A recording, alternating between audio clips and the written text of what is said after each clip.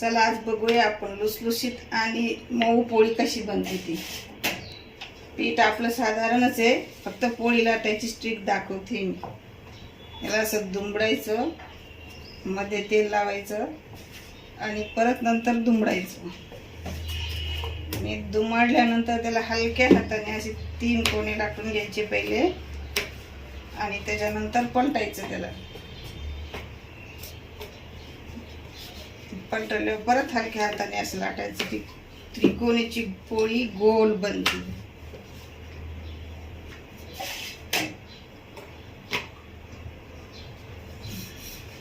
बघू शकता तुम्ही झाले की नाही गोल। हिला टाकण्या पहिले थोडंसं तेल टाकायचं, पलटवायची।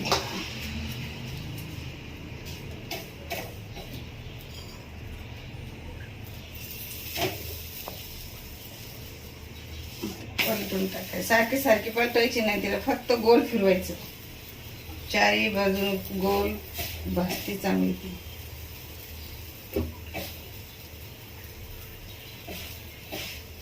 असं गोल फिरवत राहायचं, आपोआप फुगती आणि मऊ होती ती। जर तुम्ही सारखं सारखं पलटत राहिलं ती पोळी कडक बनती। बघू शकता आता पोळी कशी गोल आणि टम फुलली।